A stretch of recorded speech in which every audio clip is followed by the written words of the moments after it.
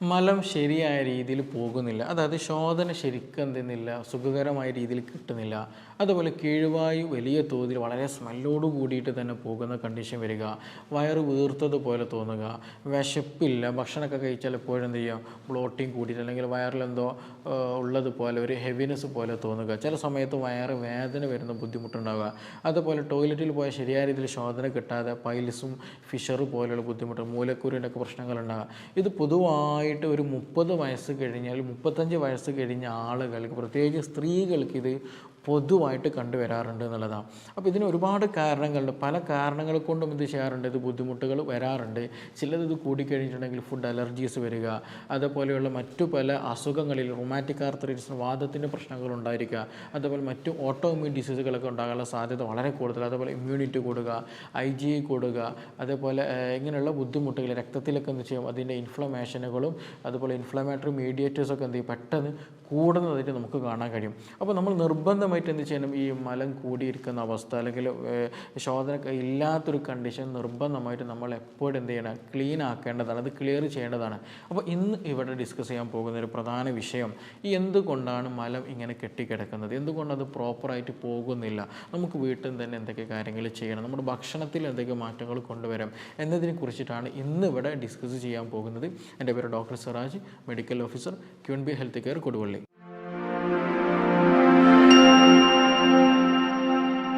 പറഞ്ഞു വരുന്നത് ഇത് ഒരുപാട് ആളുകൾക്കുള്ളൊരു പ്രധാന ബുദ്ധിമുട്ടാണ് ശരിയായ രീതിയിൽ ശോധന കിട്ടാനില്ലാതെ. നമുക്ക് തന്നെ അറിയാം, രാവിലെ എഴുന്നേറ്റ് ശരിയായ രീതിയിൽ മിക്ക ആളുകൾക്കും ശോധന കിട്ടില്ല എന്നുണ്ടെങ്കിൽ അന്നത്തെ ദിവസം തന്നെ ആകെ എന്ത് ചെയ്യും, ആകെ ഡൗൺ ആയി പോകും. കാരണം അത് നമ്മുടെ ശരീരത്തിലുണ്ടാകുന്ന പല വേസ്റ്റ് മെറ്റീരിയലുകളും റിമൂവ് ആകുന്നില്ല എന്നുണ്ടെങ്കിൽ സ്വാഭാവികമായിട്ട് എന്ത് ചെയ്യും, അതിൻ്റെ ടോക്സിസിറ്റി നമ്മുടെ രക്തത്തിലേക്ക് കലരുകയും ഞാൻ നേരത്തെ പറഞ്ഞതുപോലെ ഓട്ടോ ഇമ്മ്യൂൺ ഡിസീസുകൾ, വാദത്തിൻ്റെ പ്രയാസങ്ങൾ, അങ്ങനെയുള്ള പലതരത്തിലുള്ള ഫുഡ് അലർജികളൊക്കെ എന്ത് ചെയ്യും, ഉണ്ടാകാനുള്ള സാധ്യത വളരെ വളരെ കൂടുതലാണ്. അപ്പോൾ ശോധന നമുക്ക് പ്രോപ്പറായിട്ട് കൊണ്ടുപോകണം എന്നുള്ളത് നിർബന്ധമാണ്. ഇതിൽ നിർബന്ധമായിട്ട് നമ്മൾ ശ്രദ്ധിക്കേണ്ടത്, നമ്മൾ ഭക്ഷണം കഴിച്ചിട്ട് 3 ദിവസമായിട്ടും ശരിയായ രീതിയിൽ നമുക്ക് പ്രോപ്പർ ശോധന കിട്ടുന്നില്ല എന്നുണ്ടെങ്കിൽ, ശോധന തീരെ കിട്ടുന്നില്ല എന്നുണ്ടെങ്കിൽ എന്ത് ചെയ്യണം, നിർബന്ധമായിട്ടും തന്നെ അതിന് ട്രീറ്റ്മെൻറ്റ് എടുക്കണം. കാരണം അത് ക്രോണിക് അല്ലെങ്കിൽ കോൺസ്റ്റിപ്പേഷനിലേക്ക് കൊണ്ടുപോകാനുള്ള സാധ്യത വളരെ വളരെ കൂടുതലാണ്. അപ്പോൾ അങ്ങനെയുള്ള കണ്ടീഷൻ എന്ത് ചെയ്യുക, നമ്മൾ നിർബന്ധമായിട്ട് ശ്രദ്ധിക്കുക. 3 ദിവസത്തിൽ കൂടുതലായിട്ട് ശോധന കിട്ടുന്നില്ല എന്നുണ്ടെങ്കിൽ, ഈ ഒരു കോൺസ്റ്റിപ്പേഷൻ വരാനുള്ള റീസൺ അല്ലെങ്കിൽ മലം ശരിയായ രീതിയിൽ പോകുന്നില്ല, കുടലിലേക്ക് അടഞ്ഞു കിടക്കുന്ന ഒരു കണ്ടീഷൻ ഉണ്ടാകാനല്ലേ ഒരുപാട് കാരണങ്ങളുണ്ട്. അത് ഏതൊക്കെ നോക്കുക. അതിൽ ഒന്നാമത് നമ്മൾ ശ്രദ്ധിക്കേണ്ടത് ഡൈജഷൻ കുറയുന്ന ഒരവസ്ഥ, അതായത് ദഹനം ശരിയായ രീതിയിൽ നടക്കുന്നില്ല. ഇപ്പോൾ ചില ആളുകൾക്ക് ഭക്ഷണം കഴിച്ച് കഴിഞ്ഞ് അല്ലെങ്കിൽ ടോയ്ലറ്റിൽ പോകുന്ന കണ്ടീഷനിൽ എന്തുണ്ടായിരിക്കും, ആ മലത്തിൽ പലപ്പോഴും നമ്മുടെ കഴിച്ച ഭക്ഷണ അവശിഷ്ടങ്ങൾ പലപ്പോഴും കാണുന്ന അവസ്ഥകളുണ്ടായിരിക്കും. അപ്പോൾ അത് എന്താണ്, ഒരു അടയാളമാണ് ശരിയായ രീതിയിൽ എന്ത് ചെയ്യുന്നില്ല, ദഹനം ലഭിക്കുന്നില്ല എന്നുള്ളത്. അപ്പോൾ നമ്മുടെ ശരീരത്തിൽ ശരിയായ രീതിയിൽ ആസിഡ് പ്രൊഡ്യൂസ് ചെയ്യുന്നില്ല, ദഹിക്കാൻ വേണ്ടി HCl പ്രൊഡ്യൂസ് ചെയ്യുന്നില്ല, ഹൈപ്പോ അസിഡിറ്റി എന്നുള്ള കണ്ടീഷനാണ് ഉള്ളത്. അതേപോലെ നമ്മുടെ ശരീരത്തിലും പ്രോട്ടീനൊക്കെ ഡൈജഷൻ നടക്കണമെങ്കിൽ പ്രോട്ടിയേസ്, അമൈലേസ്, ഇങ്ങനെയുള്ള പല സംഗതികളുണ്ട്, എൻസൈമുകളൊക്കെ ഉണ്ട്. അപ്പോൾ അതൊന്നും ശരിയായ രീതിയിൽ പ്രൊഡക്ഷൻ നടക്കുന്നില്ല എന്നുണ്ടെങ്കിൽ എന്ത് സംഭവിക്കും, ഇത് ശരിയായ രീതിയിൽ ദഹിക്കാതെ കുടലിലൂടെ വരും, എന്നിട്ട് നമ്മുടെ കുടലിൽ കെട്ടിക്കിടക്കും. ശരിയായ രീതിയിൽ ദഹിക്കാത്തത് കൊണ്ടാണല്ലോ. അപ്പോൾ അങ്ങനെ വന്നു കഴിഞ്ഞാൽ സ്വാഭാവികമായിട്ടും നമുക്കറിയാം, ഈ കുടലിൽ ഒരുപാട് ബാക്ടീരിയകളുണ്ട്, നല്ലതായിട്ടും ചീത്തതായിട്ടുള്ള ബാക്ടീരിയകൾ ഉണ്ടായിരിക്കും. അപ്പോൾ ഇത് ക്രമാതീതമായിട്ട് വളരുകയും അവിടെ ഫെർമെൻറ്റേഷൻ നടക്കും. ഈ ഫെർമെൻറ്റേഷൻ പൊളിച്ച് കെട്ടിട്ട് എന്ത് ചെയ്യും, അതിൽ നിന്ന് ബാഡ് ഗ്യാസ് പ്രൊഡ്യൂസ് ചെയ്യും, മീഥേൻ ഗ്യാസ്, സൾഫർ ഗ്യാസ് ഒക്കെ എന്ത് ചെയ്യും, പ്രൊഡ്യൂസ് ചെയ്യും. അപ്പോൾ ഇത് എന്ത് ചെയ്യും, നല്ല രീതിയിൽ കീഴ്വായുവായിട്ട് നല്ല രീതിയിൽ പോവുകയും ചെയ്യും. അപ്പോൾ ഇതിൽ പ്രത്യേകത എന്താ ചോദിക്കുകയാണെങ്കിൽ, ശരിയായ രീതിയിൽ എന്ത് ചെയ്യില്ല, മലം പോകില്ല, കെട്ടിക്കിടക്കും. അവിടെ മലം കെട്ടിക്കിടക്കുന്ന അവസ്ഥ ഉണ്ടായിരിക്കും. അത് ഫെർമെൻറ്റേഷൻ നടന്നിട്ട് എന്ത് ചെയ്യും, നല്ല രീതിയിൽ എന്ത് ചെയ്യും, ഗ്യാസ് കൂടുതൽ പോകുന്ന കണ്ടീഷൻ ഉണ്ടാകുമെന്നുള്ളതാണ്. അപ്പോൾ എൻസൈമിൻ്റെ ആക്ടിവിറ്റി കുറഞ്ഞു കഴിഞ്ഞാൽ, ദഹനം കുറഞ്ഞു കഴിഞ്ഞാൽ എന്ത് സംഭവിക്കും, ഈ പറഞ്ഞതുപോലെ കോൺസ്റ്റിപ്പേഷനും കീഴ്വായും സ്മെല്ലിങ്ങും ബ്ലോട്ടിങ്ങും വയറ് വീർത്തതുപോലെ അവസ്ഥകൾ ഉണ്ടാകാനുള്ള സാധ്യത വളരെ വളരെ കൂടുതലാണ്. അതേപോലെ തന്നെ ചില ആളുകൾക്ക് എന്ത് ചെയ്യും, ഇൻറ്റസ്റ്റൈനിൽ മൂവ്മെൻറ്റ് കുറവാണെന്നുണ്ടെങ്കിൽ, അപ്പോൾ നമുക്കറിയാം ഈ ഇത് കുടൽ എന്നുള്ളത് ഒരു കുഴൽ രൂപത്തിലാണ്, ഒരു കുഴൽ രൂപത്തിലാണ് ക്രമീകരിച്ചിട്ടുള്ളത്. അങ്ങനെയാണ് അതിൻ്റെ സ്ട്രക്ചർ ഉള്ളത്. അപ്പോൾ അതുകൊണ്ട് തന്നെ ഈ ഒരു ഭക്ഷണ പദാർത്ഥങ്ങൾ ശരിയായ രീതിയിൽ പോകണം എന്നുണ്ടെങ്കിൽ എന്ത് ചെയ്യണം, ഇതിനൊരു പെരിസ്റ്റാൽറ്റിക് മൂവ്മെൻറ്റ് എന്ന് പറഞ്ഞൊരു മൂവ്മെൻ്റ് ഉണ്ട്. ഈ ഒരു കുടൽ എന്ത് ചെയ്യും, പ്രത്യേക തരത്തിൽ മസിൽസ് മൂവ് ചെയ്തിട്ട് കോൺട്രാക്ഷനും റിലാക്സേഷനും നടത്തിയിട്ട് ഒരു മൂവ്മെൻ്റ് ഉണ്ട്, പെരിസ്റ്റാൽറ്റിക് മൂവ്മെൻറ്റ് എന്ന് പറയും. ആ മൂവ്മെൻറ്റ് കുറഞ്ഞാൽ, മോട്ടിലിറ്റി കുറഞ്ഞാലും ഈ പറഞ്ഞതുപോലെയുള്ള എന്ത് ചെയ്യും, ഭക്ഷണ അവശിഷ്ടങ്ങൾ കൂടുതൽ നേരം എന്ത് ചെയ്യും, നമ്മുടെ കുടലിൽ കെട്ടിക്കിടക്കേണ്ട ഒരു അവസ്ഥ വരും. അതായത് എസ്പെഷ്യലി ചില ഭക്ഷണങ്ങൾ എടുത്തു കഴിഞ്ഞാൽ, അതായത് ഈ ACVയുടെ സപ്ലിമെൻ്റ് ഒക്കെ എടുത്തു കഴിഞ്ഞാൽ, ആപ്പിൾ സിഡർ വിനെഗറൊക്കെ അൺകൺട്രോൾഡ് ആയിട്ട് എന്ത് ചെയ്യും നിങ്ങളൊക്കെ എടുക്കുന്നുണ്ടെങ്കിൽ അത് ഈ പറഞ്ഞതുപോലെ ഇൻറ്റസ്റ്റൈനൽ മോട്ടിലിറ്റി നല്ല രീതിയിൽ കുറക്കും, കുടലിൻ്റെ ആ മൂവ്മെൻറ്റ് കുറക്കും. അപ്പോൾ അങ്ങനെ വന്നു കഴിഞ്ഞാൽ എന്ത് ചെയ്യും, കഴിച്ച ഭക്ഷണം ദഹിച്ചിട്ടാണെങ്കിൽ പോലും, നമ്മൾ നേരത്തെ പറഞ്ഞാൽ ദഹിക്കാതെ കുടലിൽ കിടക്കുന്ന അവസ്ഥ വരിക. ഇങ്ങനെയുള്ള കണ്ടീഷൻ, അതായത് മോട്ടിലിറ്റി കുറഞ്ഞാൽ ദഹനക്കേട് കൂടുതലുണ്ടാകും. അതായത് ദഹിച്ച ഭക്ഷണം എന്ത് ചെയ്യും, കുടലിൽ കൂടുതൽ നേരം നിൽക്കുന്നൊരവസ്ഥ വരും. അപ്പോൾ സ്വാഭാവികമായിട്ട് അവിടെ ബാക്ടീരിയകൾ ഫെർമെൻറ്റേഷൻ നടന്നിട്ട് നേരത്തെ പറഞ്ഞതുപോലെ ഡീഹൈഡ്രേഷൻ ഉണ്ടാക്കാനുള്ള സാധ്യതയുണ്ട്, കോൺസ്റ്റിപ്പേഷൻ വരും. മാത്രമല്ല നല്ല രീതിയിൽ എന്ത് ചെയ്യും, ബാഡ് സ്മെല്ലുള്ള ഗ്യാസ് പുറന്തള്ളാനും സാധ്യത വളരെ വളരെ കൂടുതലാണ്. അപ്പോൾ ഡൈജഷൻ ഇങ്ങനെ നടന്നു കഴിഞ്ഞാൽ ഇത് ഈ പറഞ്ഞതുപോലെ വയറ് വെറുക്കാനും കോൺസ്റ്റിപ്പേഷൻ ഉണ്ടാകാനും മലം പുറന്തള്ളാതെ അവിടെ നിൽക്കാനുള്ള സാധ്യത വളരെ വളരെ കൂടുതലാണ്. ഇനി മറ്റൊരു പ്രധാന ഘടകം കോൺസ്റ്റിപ്പേഷൻ, ഡിലേഡ് ഗ്യാസ്ട്രിക് എംപ്റ്റിങ് എന്ന് പറയും. അതായത് നമുക്കറിയാം, നമ്മുടെ ഭക്ഷണം കഴിച്ചിട്ടുണ്ടെങ്കിൽ ആദ്യമായിട്ട് ഭക്ഷണം എന്ത് ചെയ്യും, എത്തുന്ന സ്ഥലമാണ് സ്റ്റൊമക്ക് എന്ന് പറയുന്നത്, നമ്മൾ വയറെന്ന് പറയുന്നത്. അപ്പോൾ അവിടെ എന്ത് ചെയ്യും, ഹൈഡ്രോക്ലോറിക് ആസിഡുമായിട്ട് എന്ത് ചെയ്യും, മറ്റു പല എൻസൈമുകളൊക്കെ ലിങ്ക് ചെയ്ത് ബ്രേക്ക് ഡൗൺ നടത്തും, എല്ലാ സംഗതികളൊക്കെ ഒരു ദഹനം അവിടെ നടത്തും. ഈ ദഹിച്ച ഭക്ഷണം പിന്നെ എന്ത് ചെയ്യണം, ഈ പറഞ്ഞിട്ടുള്ള ഇൻറ്റസ്റ്റൈനിലേക്ക്, ഡിയോഡിനും അല്ലെങ്കിൽ ഇൻറ്റസ്റ്റൈനിലേക്ക് എന്ത് ചെയ്യും, ഈ ദഹിച്ച ഭക്ഷണം പോകണം. അപ്പോൾ ചില കണ്ടീഷനുകളിൽ, പ്രത്യേകിച്ച് നല്ല ഷുഗറുള്ള ആളുകൾ, കയ്യിനും കാലിൽ തരിപ്പ് വരിക, ക്ഷീണം കൂടുതലായിട്ടുള്ള, അങ്ങനെ അൺകൺട്രോൾഡ് ഷുഗറുള്ള ആളുകൾക്ക് എന്ത് ചെയ്യും, നരമ്പിന് നല്ല രീതിയിൽ എന്ത് ചെയ്യും, ഷുഗർ ബാധിക്കും. നമുക്കൊക്കെ അറിയുന്നതാണ്. അപ്പോൾ ഈ നരമ്പിന് ഷുഗർ ബാധിച്ചിട്ടുണ്ട് എന്നുണ്ടെങ്കിൽ സ്വാഭാവികമായിട്ടും ശരീരത്തിൽ എല്ലാ ഞരമ്പിനെയും അത് ബാധിച്ചിട്ടുണ്ടായിരിക്കും. അതങ്ങനെയാണ് ഉണ്ടാവുക, അതിൻ്റെ കാര്യങ്ങൾ അങ്ങനെയാണ്. അപ്പോൾ ഈ പറഞ്ഞതുപോലെ ഈ സ്റ്റൊമക്കിൽ നിന്ന് നമ്മൾ കഴിച്ച ഭക്ഷണം എന്ത് ചെയ്യണം, സ്റ്റൊമക്കിൽ നിന്ന്, വയറിൽ നിന്ന് കുടലിലേക്ക് പോകണം. അപ്പോൾ ആ കുടലിലേക്ക് പോകുന്ന ആ ഒരു മൂവ്മെൻ്റ് ഉണ്ട്, അവന് പ്രത്യേകിച്ച് ഗ്യാസ്ട്രിക് മൂവ്മെൻറ്റ് അവിടെ നടക്കുന്നുണ്ട്. ആ മൂവ്മെൻറ്റ് ശരിക്കും അവിടെ കിട്ടണം എന്നുണ്ടെങ്കിൽ എന്ത് വേണം, അതിന് വേണ്ടിയിട്ടുള്ള ഇമ്പൾസ് അല്ലെങ്കിൽ ഞരമ്പ് ശരിയായ രീതിയിൽ പ്രവർത്തിക്കണം. അപ്പോൾ ഞാൻ നേരത്തെ പറയുമ്പോൾ നല്ല ഷുഗറുള്ള ആൾ നരമ്പൊക്കെ കേട് വന്ന് തുടങ്ങിയിട്ടുണ്ടെങ്കിൽ ഈ പറഞ്ഞതുപോലെ ഈ ഗ്യാസ്ട്രിക്കിൽ നമ്മുടെ വയറ്റിനുള്ളിലുള്ള ഞരമ്പുകൾക്കും അത് ബാധിക്കും. അപ്പോൾ എന്ത് ചെയ്യും, ഈ വയറ്റിൽ നിന്ന് കുടലിലേക്ക് ഭക്ഷണം പോകുന്ന എമൗണ്ട് കുറയും, എല്ലാം പോകുന്ന അവസ്ഥ വരും. അപ്പോൾ അങ്ങനെ വന്നാലും ഞാൻ നേരത്തെ പറഞ്ഞ പോലെ അവസ്ഥ ഉണ്ടാകും. അതായത് വയറ് വീർത്തതുപോലെ കണ്ടീഷൻ വരിക, വിശപ്പില്ലാത്ത അവസ്ഥ വരിക, പെട്ടെന്ന് വയറ് നിറഞ്ഞ കണ്ടീഷൻ വരിക. അപ്പോൾ അതുകൊണ്ട് തന്നെ ഷുഗറുള്ള ചില ആളുകൾക്ക് എന്തെങ്കിലും കൂടിയാൽ കഴിഞ്ഞിട്ടുണ്ടെങ്കിൽ ഭക്ഷണത്തോട് തീരെ താല്പര്യം ഉണ്ടായിരിക്കില്ല, ശോധന ശരിക്കായിട്ട് കിട്ടൂല, പിന്നെ ഇങ്ങനെയുള്ള പ്രധാന ബുദ്ധിമുട്ടുകൾ പൊതുവെ കണ്ടുവരുന്ന. അപ്പോൾ അവർ നിർബന്ധമായിട്ട് ശ്രദ്ധിക്കേണ്ടത് വെറും ഗ്യാസിന് മരുന്ന് കുടിച്ചുകൊണ്ടോ അല്ലെങ്കിൽ മലം പോകാനുള്ള എന്തെങ്കിലും സംഗതികൾ കഴിച്ചത് കൊണ്ടോ ട്രീറ്റ്മെൻറ്റ് എടുത്തുകൊണ്ടോ മാത്രം മാറുന്നില്ല. അവരുടെ മസിൽ മൂവ്മെൻറ്റ് പ്രോപ്പറായിട്ട് നടക്കണം, അവരുടെ നാഡിയുടെ ഹെൽത്ത് അവിടെ പ്രോപ്പറായിട്ട് ലഭിക്കണമെങ്കിൽ അത് പൂർണ്ണമായിട്ട് മാറിക്കിട്ടുകയുള്ളൂ. അപ്പോൾ ഇങ്ങനെയുള്ള കണ്ടീഷനുകളിലും കോൺസ്റ്റിപ്പേഷൻ, വയറുറക്കൽ പൊതുവായിട്ട് ഇന്ന് സാധാരണയായിട്ട് കണ്ടുവരാറുണ്ട്. ഇനി മറ്റൊരു പ്രധാനപ്പെട്ട ഒരു കാരണമുണ്ട്, അതായത് ചില കണ്ടീഷനുകളിൽ അതിന് പ്രത്യേകിച്ച് ഏജുകളൊന്നുമില്ല, അതാണ് ഇതിന് പ്രത്യേകത. കാരണം ട്യൂമർ പോലെയുള്ള, പോളിപ്പ് പോലെയുള്ള എന്തെങ്കിലും ഗ്രോത്തുകളൊക്കെ നമ്മുടെ കുടലിലുണ്ട് എന്നുണ്ടെങ്കിൽ എന്താ സംഭവിക്കുക, മലം ശരിയായ രീതിയിൽ പോകില്ല. അതായത് നമ്മുടെ കുടലിൽ ഞാൻ നേരത്തെ പറഞ്ഞതുപോലെ എന്താണ്, ഒരു പൈപ്പ് പോലെയാണ് അല്ലേ. അപ്പോൾ അതിൻ്റെ ഉള്ളിൽ എന്തെങ്കിലും ഗ്രോത്ത് പോലെ എന്തെങ്കിലും സ്ട്രക്ചർ ഒക്കെ വന്നു കഴിഞ്ഞാൽ എന്താ സംഭവിക്കുക, ഈ മലം ശരിയായ രീതിയിൽ പോകില്ല, അപ്പോഴും ഈ പ്രയാസങ്ങളുണ്ടാകും. അപ്പോൾ അങ്ങനെയുള്ള ട്യൂമറോ ക്യാൻസറോ അങ്ങനെ എന്തെങ്കിലും ഗ്രോത്തുകളൊക്കെ ആണെന്നുണ്ടെങ്കിൽ അത് നമ്മുടെ രക്തത്തിലും ഒക്കെ കാണാൻ കഴിയും, നമ്മുടെ ബോഡിയിലും മറ്റു പല ലക്ഷണങ്ങളും അതുമായി ബന്ധപ്പെട്ട് ചില ആൾക്കാർക്ക് ബ്ലീഡിങ് പോലെ ബുദ്ധിമുട്ടുകളുണ്ടാകും, സിവിയർ പെയിൻ ഉണ്ടാകാനുള്ള സാധ്യത വളരെ കൂടുതലുണ്ട്.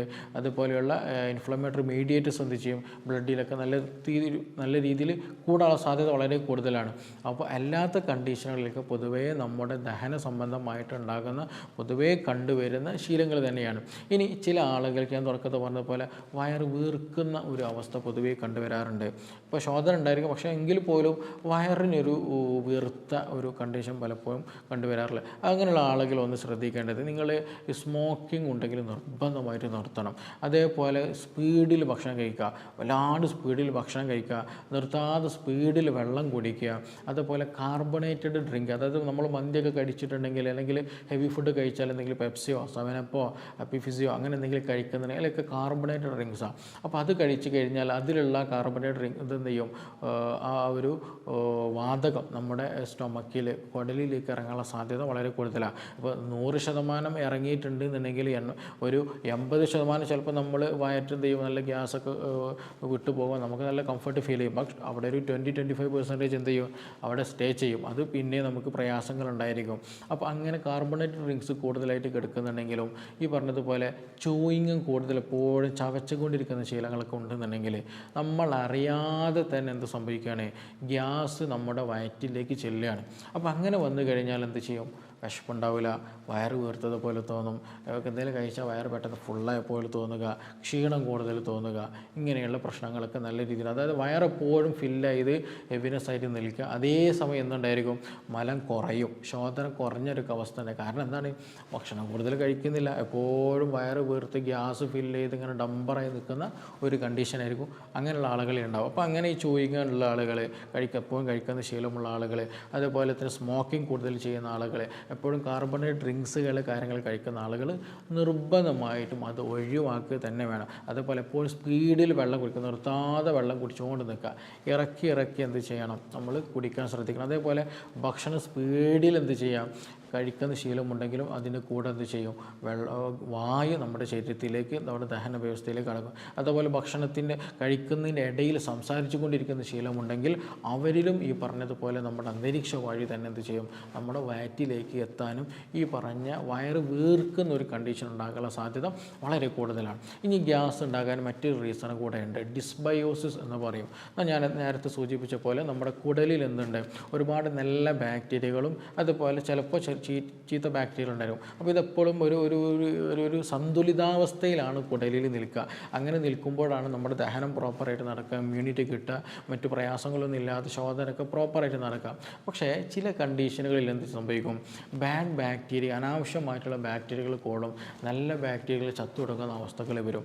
അപ്പോൾ നമ്മൾ ഭക്ഷണം കഴിക്കുമ്പോൾ എന്ത് ചെയ്യും, ശരിയായ രീതിയിൽ അവിടെ ദഹനം നടക്കില്ല, അവിടെ ഡിസ്ബയോസിസ് കാണാൻ എന്ത് ചെയ്യും, ഒരുപാട് ദഹന പ്രശ്നങ്ങളുണ്ടാകും, ഫുഡ് അലർജീസുകൾ ഉണ്ടാകാൻ സാധ്യത വളരെ കൂടുതലാണ്. ചില ആളുകളുണ്ടല്ലോ ഭക്ഷണം കഴിച്ച് കഴിഞ്ഞാൽ ചൊറിച്ചിലും പുകച്ചിലൊക്കെ വരുന്നത്, അതിനൊരു റീസൺ ഇതാണ്. അതേപോലെ IgE ക്രമാതീതമായിട്ട് കൂടുന്നൊരു അവസ്ഥ ഉണ്ടാകുക, ലീക്കി ഗട്ട് സിൻഡ്രോം എന്നൊക്കെ പറയും. അങ്ങനെയൊക്കെ അവസ്ഥകൾ ഉണ്ടാകാനുള്ള സാധ്യത വളരെ കൂടുതലാണ്. അപ്പോൾ അങ്ങനെ വന്നു കഴിഞ്ഞാൽ എന്ത് ചെയ്യും, അവിടെ ഉണ്ടാകുന്ന ആ ബാഡ് ബാക്ടീരിയ ഒരുപാട് സൾഫർ പോലെയുള്ള മീഥേൻ പോലെയുള്ള ഗ്യാസുകൾ പ്രൊഡ്യൂസ് ചെയ്യും. അതും ഈ പറഞ്ഞതുപോലെ വയറ് വീർക്കാനുള്ള സാധ്യത വളരെ കൂട്ടും. ബാഡ് സ്മെല്ലിൽ എന്ത് ചെയ്യും, കീഴ്വായി പോകുന്ന ഒരു കണ്ടീഷൻ വരികയും ചെയ്യും. അപ്പോൾ ഈ ഡിസ്ബയോസിസ് എന്നുള്ള കണ്ടീഷനുള്ള ആളുകൾ ശരിയായ രീതിയിൽ നല്ല പ്രോപ്പറായിട്ടുള്ള ഗട്ട് ഹെൽത്ത് ഇല്ല എന്നുണ്ടെങ്കിലും ഈ പറഞ്ഞ ബുദ്ധിമുട്ടുണ്ടാകാനുള്ള സാധ്യത വളരെ വളരെ കൂടുതലാണ്. അതേപോലെ എന്ത് ചെയ്യുക, നമ്മൾ ഹൈ പ്രോട്ടീൻ, എപ്പോഴും ഹൈ പ്രോട്ടീൻ എടുക്കുന്ന, എസ്പെഷ്യലി മത്സ്യമൊക്കെ എടുക്കുന്ന ശീലം കൂടുതലായിട്ടുണ്ട് എന്നുണ്ടെങ്കിലും അതിൻ്റെ ഒരു ബൈ പ്രൊഡക്റ്റായിട്ടും സൾഫറിൻ്റെ എന്ത് ചെയ്യും, കോമ്പൗണ്ടുകളൊക്കെ ഉണ്ടാകും, സൾഫർ ഗ്യാസുകളൊക്കെ പ്രൊഡ്യൂസ് ചെയ്യും. അപ്പോഴും ബാഡ് സ്മെൽ. അതുകൊണ്ടാണ് ചില ആളുകളൊക്കെ ഇറച്ചിയും മീനൊക്കെ കഴിച്ച് കഴിഞ്ഞാൽ എന്ത് സംഭവിക്കും, കിഴുവായി വളരെയധികം ബാഡ് സ്മെല്ലിൽ പോകാനുള്ളൊരു റീസൺ അതുകൊണ്ടാണ്. അപ്പോൾ ഈ സൾഫറിൻ്റെ പ്രസൻസ് ആണ്. അപ്പോൾ കൂടുതലായിട്ട് പ്രോട്ടീൻ എടുക്കുന്നുണ്ട്, ഈ ദഹനം പ്രോപ്പർ അല്ല എന്നുണ്ടെങ്കിൽ പ്രത്യേകിച്ച് എന്ത് ചെയ്യും, ഈ പറഞ്ഞ ബുദ്ധിമുട്ടുണ്ടാകാനുള്ള സാധ്യത വളരെ വളരെ കൂടുതലാണ്. അതേപോലെ സ്ലോ ഡൈജഷൻ ആണെന്നുണ്ടെങ്കിൽ, ഞാൻ കോൺസ്റ്റിപ്പേഷൻ വിഷയത്തിൽ പറഞ്ഞതുപോലെ ഡൈജഷനും എല്ലാം നടക്കുകയാണ്, കൂടുതൽ സമയം നമ്മുടെ വയറ്റിലേക്ക്, അതായത് നമ്മുടെ ഇൻറ്റസ്റ്റൈനിൽ, കുടലിൽ ഈ പറഞ്ഞതുപോലെ ഭക്ഷണ പദാർത്ഥം നിൽക്കുന്ന, സ്റ്റേ ചെയ്യുന്ന കണ്ടീഷൻ വന്നു കഴിഞ്ഞാൽ അവിടെ എന്ത് ചെയ്യും, ഗ്യാസ് പ്രൊഡ്യൂസ് ചെയ്യും. ഈ പറഞ്ഞതുപോലെയുള്ള സ്മെല്ല് ആയിട്ടുള്ള ഗ്യാസ് ഉണ്ടാകും, വയറ് വീർക്കുന്ന പോലെയൊക്കെ കണ്ടീഷൻ ഉണ്ടാകുന്നതാണ്. അപ്പോൾ പ്രധാനമായിട്ടും ഈ പറഞ്ഞ കാര്യങ്ങളാണ് പലപ്പോഴും നമുക്ക് ഗ്യാസ് ഉണ്ടാക്കുന്നതും കോൺസ്റ്റിപ്പേഷനൊക്കെ ഉണ്ടാക്കുന്ന ഒരു പ്രധാന ഘടകങ്ങൾ എന്ന് പറയുന്നത്.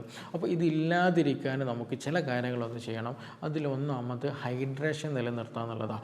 നല്ല രീതിയിൽ വെള്ളം കുടിക്കുക, പ്രത്യേകിച്ച് അതിരാവിലെ എഴുന്നേൽക്കുന്ന സമയത്ത് തന്നെ എന്ത് ചെയ്യണം, ഒരു ഇളം ചൂടുള്ള വെള്ളം കുടിക്കുക, എന്തെങ്കിലും ലെമണൊക്കെ ചേർക്കുകയാണെങ്കിൽ വളരെ നല്ലതാണ്.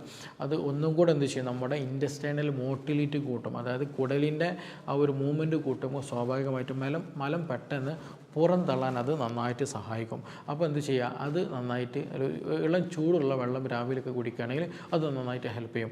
അതേപോലെ ഭക്ഷണത്തിൽ ഒരു നിശ്ചിത എമൗണ്ട് ഫൈബർ കൂട്ടാൻ ശ്രദ്ധിക്കേണ്ടതുണ്ട്. പ്രത്യേകിച്ച് കൂടുതൽ നിങ്ങൾ പ്രോട്ടീൻ കൂടുതൽ എടുക്കുന്ന ആളുകളാണെങ്കിൽ നിർബന്ധമായിട്ട് എന്ത് ചെയ്യണം, ഒരു നിശ്ചിത എമൗണ്ട് എന്ത് ചെയ്യണം, ഫൈബർ കൂട്ടണം. കാരണം ഫൈബറിൻ്റെ പ്രത്യേകത എന്ന് ചോദിക്കുകയാണെന്നുണ്ടെങ്കിൽ ഈ ഒരു വാട്ടർ അബ്സോർപ്ഷൻ നന്നായിട്ട് ഹെൽപ്പ് ചെയ്യും. അതുപോലെ ഗുഡ് ബാക്ടീരിയകൾ നന്നായിട്ട് അത് ഡൈജസ്റ്റ് ചെയ്യാൻ, അല്ലെങ്കിൽ അത് അവർക്ക് ഇത് കൂടുതൽ ഇഷ്ടമായി ഫൈബർ എന്ന് പറയുന്നത്.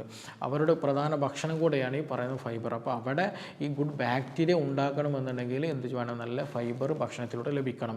അപ്പോൾ എന്ത് ചെയ്യുക, ഈ പറഞ്ഞ പോലെ നല്ല ഫൈബർ നമ്മുടെ ഭക്ഷണത്തിൽ ഉൾപ്പെടുത്തുക എന്നുള്ളത്. അതേപോലെ പ്രോബയോട്ടിക് നമ്മൾ ഭക്ഷണത്തിൽ ഉൾപ്പെടുത്തുക. ഞാൻ നേരത്തെ പറഞ്ഞല്ലോ, നമ്മുടെ ശരീരത്തിൽ കുടലിൽ ഉണ്ടാകുന്ന ബാക്ടീരിയകളുടെ പ്രവർത്തനം വളരെ ഇമ്പോർട്ടൻ്റ് ആണ്. അപ്പോൾ അത് ഇംപ്രോപ്പറായി കഴിഞ്ഞാൽ വളരെയധികം പ്രയാസങ്ങളുണ്ടാകും. അപ്പോൾ അവിടെ നല്ല ബാക്ടീരിയകൾ ഉണ്ടാകാനും ചീത്ത ബാക്ടീരിയ നഷ്ടപ്പെടാനും അത് നശിച്ചു പോകാനും നമുക്ക് പ്രോബയോട്ടിക് വളരെ ഇമ്പോർട്ടൻ്റ് ആണ്. ഇന്ന് ഒരുപാട് ക്യാപ്സൂൾ ഫോമിലൊക്കെ അവൈലബിൾ ആണ്. പക്ഷേ നമുക്ക് എന്ത് ചെയ്യാം, വീട്ടിൽ നിന്ന് തന്നെ തൈര് വളരെ നല്ലൊരു പ്രോബയോട്ടിക്കാണ്. അപ്പോൾ തൈര് കഴിക്കുന്ന സമയത്ത് നമ്മൾ ശ്രദ്ധിക്കണം. കാരണം ഫ്രിഡ്ജിൽ നിന്ന് എടുത്തിട്ട് അതേപോലെ തണുത്ത തൈര് കഴിക്കരുത്. നമ്മൾ പുറത്തേക്ക് എടുത്ത് വെച്ച് നോർമൽ ടെമ്പറേച്ചർ ആക്കിയിട്ട് എന്തെങ്കിലും വെജിറ്റബിൾസിന് കൂടെ മിക്സ് ചെയ്തിട്ടോ അല്ലാതെ ഉണ്ടെങ്കിൽ അതേപോലെ കഴിക്കാനൊക്കെ ശ്രദ്ധിക്കുക എന്നുള്ളതാണ്. അപ്പോൾ ഒരു നിശ്ചിത എമൗണ്ട് ചെയ്യുക, ഒരു നിശ്ചിത ഗ്രാം തൈര് ദിവസവും തണുപ്പില്ലാതെ നോർമൽ ടെമ്പറേച്ചറിലായിട്ടുള്ള തൈര് എന്ത് ചെയ്യുക, കഴിക്കാൻ ശ്രദ്ധിക്കുക. അത് കൂടുതൽ പുളി ഇല്ലാത്തതാണ് കഴിക്കുന്നതാണ് ഏറ്റവും ഉചിതം. ചില ആളുകൾക്ക് കൂടുതൽ പുളിയുള്ളത് കഴിച്ചാൽ കോൺസ്റ്റിപ്പേഷൻ, ഒരു ഡ്രൈനെസ് ബോഡിയിൽ ഉണ്ടാകാറുണ്ട്. അപ്പോൾ അതില്ലാതിരിക്കാൻ കൂടെ വേണ്ടിയിട്ടാണ് പുളി ഇല്ലാത്ത തൈര് എന്ത് ചെയ്യുക, നമ്മൾ ഭക്ഷണത്തിൽ ഉൾപ്പെടുത്താൻ പരമാവധി ഒന്ന് ശ്രദ്ധിക്കുക. അതേപോലെ നമ്മൾ എപ്പോഴും അമിത ഭക്ഷണം കഴിക്കുന്ന ശീലമുണ്ട്, എപ്പോഴും കഴിച്ചുകൊണ്ടിരിക്കുന്ന ശീലമുണ്ടെന്നുണ്ടെങ്കിൽ അത് നല്ല രീതിയിൽ ഡൈജഷനെ ബാധിക്കും. ഞാൻ നേരത്തെ പറഞ്ഞ സ്ലോ ഡൈജഷൻ ആയിരിക്കും ഉണ്ടാകുക. അത് വളരെ തോതിൽ ഇൻഫ്ലമേഷനും ഗട്ടിയിലുണ്ടാകും. അപ്പോൾ എപ്പോഴും കഴിക്കുന്ന ശീലം ഉണ്ടാകരുത്. കഴിക്കുന്ന സമയത്ത് ആവശ്യത്തിന് വിശപ്പ് മാറുന്ന സമയത്ത്, അല്ലെങ്കിൽ വിശപ്പ് മാറുന്നത് വരെ മാത്രം കഴിക്കുക എന്നുള്ളതാണ്. പ്രത്യേകിച്ച് ഇന്ന് രാത്രി സമയത്തൊക്കെ ഹെവി ഫുഡ്, മന്തി ആകട്ടെ, ബിരിയാണി ആകട്ടെ, നെയ്ച്ചോറാകട്ടെ, കബ്സയാകട്ടെ, മധുഹൂത്താകട്ടെ, ഇങ്ങനെയുള്ള ഹെവി ഫുഡുകൾ നമ്മൾ പൊതുവേ ഇന്ന് കഴിക്കുന്ന ശീലമുണ്ട്. അപ്പോൾ രാത്രി സമയത്ത് പൊതുവേ എന്ത് ചെയ്യും, നമ്മുടെ ഇൻറ്റസ്റ്റൈനൽ മൂവ്മെൻറ്റ് മോട്ടിലിറ്റി ഒക്കെ പൊതുവേ കുറയുന്ന ഒരു സമയം കൂടെയാണ്. അപ്പോൾ ഹെവി ഫുഡ് കഴിച്ച് കഴിഞ്ഞാൽ എന്താണ് സംഭവിക്കുക, നമ്മുടെ ഇൻറ്റസ്റ്റൈനൽ മോട്ടിലിറ്റി കുറഞ്ഞാൽ അതൊരു ഹെവിനെസ് പോലെ, ഒരു കനമുള്ളതുപോലെ മിക്ക ആളുകൾക്കും ഉണ്ടാകാറുണ്ട്. പ്രത്യേകിച്ച് ഇൻഡൈജഷൻ ഉള്ള ആളുകളാണെങ്കിൽ അത് വളരെയധികം പ്രയാസപ്പെടുത്തും. പൊളിച്ചത് കെട്ടുന്ന അവസ്ഥ വരിക, അതുപോലെ ഇൻഡൈജഷന് കാരണമായിട്ട് ബാഡ് സ്മെല്ലുള്ള ഗ്യാസ് പുറന്തള്ളുക, ഉറക്കം ശരിയായ രീതിയിൽ കിട്ടാത്ത കണ്ടീഷനൊക്കെ വരിക, ഇങ്ങനെയുള്ള പല ബുദ്ധിമുട്ടുകൾ ഉണ്ടാകാനുള്ള സാധ്യത വളരെ വളരെ കൂടുതലാണ്. അതേപോലെ നമുക്കിതൊക്കെ മാറാൻ പറ്റിയൊരു സംഗതിയുണ്ട്. ഒരു ടീസ്പൂൺ നെയ്യും അതേപോലെ ഒരു ഇളം ചൂടുള്ള വെള്ളത്തിൽ കലർത്തിയിട്ട് നമ്മളെന്നും രാവിലെ കുടിക്കുകയാണെന്നുണ്ടെങ്കിൽ, വെറും വയറ്റിലൊക്കെ കുളിക്കുകയാണെന്നുണ്ടെങ്കിൽ നല്ല മാറ്റം ഉണ്ടായിരിക്കും. ഒന്ന്, നമ്മുടെ ഇൻറ്റസ്റ്റൈനൽ സൂത്തിങ് ഉണ്ടായിരിക്കും. അത് ഇൻറ്റസ്റ്റൈനിലൂടെ ഉള്ളിലൂടെയാണല്ലോ മലം പോകുന്നത്. അപ്പോൾ ഒരു കുഴലിൻ്റെ ഉള്ളിലൂടെ ഒരു സംഗതി പോകണമെന്നുണ്ടെങ്കിൽ എന്ത് സമയമാണ്, അവിടെ ഒരു ഗ്രീസി നേച്ചർ വേണം, അല്ലേ, ഒരു വഴുവഴുപ്പ് വേണമെങ്കിൽ അത് സ്മൂത്തായിട്ട് പോയി കിട്ടുള്ളൂ. ഇല്ലെങ്കിൽ അത് ഉറച്ച് ഡ്രൈ ആയി കഴിഞ്ഞാൽ എന്ത് ചെയ്യും, പോയി കിട്ടില്ല. അപ്പോൾ ഈ ഒരു വെള്ളം കുടിക്കുകയാണെന്നുണ്ടെങ്കിൽ, ഞാൻ നേരത്തെ പറഞ്ഞ നെയ്യൊക്കെ നമ്മൾ വെറും വയറ്റിൽ പണ്ടത്തെ ആളുകളൊക്കെ ശീലമാക്കിയത് കൊണ്ട് തന്നെയാണ്. കാരണം അത് കഴിക്കുന്ന സമയത്ത് എന്ത് ചെയ്യുക, നമ്മുടെ ഇൻറ്റസ്റ്റൈനൽ ഗട്ട് ലൈനിങ് നല്ല രീതിയിൽ ലൂബ്രിക്കേറ്റഡ് ആവും. ഇൻഫ്ലമേഷൻ കുറയ്ക്കാൻ ഇത് നന്നായിട്ട് ഹെൽപ്പ് ചെയ്യും. അതുപോലെ അതിൻ്റെ കൂടെ ഈ പറഞ്ഞതുപോലെ ചെറിയ ഇളം ചൂടുള്ള വെള്ളം കൂടി കുടിക്കുകയാണെങ്കിൽ ഇൻറ്റസ്റ്റൈനൽ മോട്ടിലിറ്റി കൂട്ടാൻ ഇത് നന്നായിട്ട് അത് സഹായകരമാകുന്നതാണ്. അപ്പോൾ അങ്ങനെ ചെയ്ത് കഴിഞ്ഞാൽ ഇപ്പോൾ പറഞ്ഞതുപോലെ നല്ല മാറ്റം ഉണ്ടായിരിക്കും. അപ്പോൾ ഈ പറഞ്ഞ കാര്യങ്ങൾ നമുക്ക് ഒരുപാട് ആളുകൾക്ക് ഉണ്ടാകുന്ന പ്രയാസമാണ്. പ്രത്യേകിച്ചൊരു 35 വയസ്സ് കഴിഞ്ഞാൽ ഷുഗറുള്ള ആളുകൾക്ക് എടുത്തു പറയേണ്ടതാണ് ഈ മലം കെട്ടിക്കിടക്കുക, ശോധന പ്രോപ്പറായിട്ട് കിട്ടുന്നില്ല എന്നുള്ള പ്രയാസം എന്നുള്ളത്. അപ്പോൾ നമ്മൾ സ്പെസിഫിക് ആയിട്ടൊരു സ്വന്തം ട്രീറ്റ്മെൻറ്റ് എടുക്കുന്നതിന് മുമ്പായിട്ട്, ഒരു എന്തെങ്കിലും മെഡിസിനൊക്കെ എടുക്കുന്നതിന് മുമ്പായിട്ട് എന്തുകൊണ്ടാണ് എനിക്ക് കോൺസ്റ്റിപ്പേഷൻ വന്നിട്ടുള്ളത്, മറ്റെന്തെങ്കിലും പ്രയാസങ്ങൾ ഇതുമായി ബന്ധപ്പെട്ടുണ്ട്. ചില ആളുകൾക്ക് കോൺസ്റ്റിപ്പേഷൻ വന്നിട്ട് അലർജിക് ഇഷ്യൂസ് ഉണ്ടായിരിക്കും, സ്കിൻ അലർജീസ് ഉണ്ടായിരിക്കും, സോറിയാസിസ് ഉണ്ടായിരിക്കും, കാലുമുട്ട് വേദനയൊക്കെ ഉണ്ടായിരിക്കും. ബട്ട് അവരുടെ പ്രശ്നം ചിലപ്പോൾ എന്തായിരിക്കും, ഈ പറഞ്ഞതുപോലെ കാലുമുട്ട് വേദനയോ അലർജിയോ അങ്ങനെ എന്തെങ്കിലും ആയിരിക്കും. പലപ്പോഴും എന്ത് ചെയ്യില്ല, കുടലിൻ്റെ അവസ്ഥ പലപ്പോഴും നോക്കാറും ഇല്ല. അപ്പോൾ അങ്ങനെയുള്ള ആളുകൾ എന്ത് ചെയ്യണം, കുടൽ പ്രോപ്പറാണ് ഫങ്ഷൻ ചെയ്യുന്നതുള്ള നോക്കൽ നിർബന്ധമാണ്. അപ്പോൾ ഇതുമായി ബന്ധപ്പെട്ട എന്തെങ്കിലുമൊക്കെ സംശയങ്ങളൊക്കെ ഉണ്ട്, കൂടുതൽ അറിയാനൊക്കെ ഉള്ള താല്പര്യമുള്ള ആളുകൾക്ക് എന്ത് ചെയ്യാം, താഴെ തന്നിട്ടുള്ള നമ്പറിൽ ബന്ധപ്പെടാവുന്നതാണ്. നമുക്കിനി മറ്റൊരു വിഷയവുമായി ബന്ധപ്പെട്ടിട്ട് വീണ്ടും കാണാം. Thank you.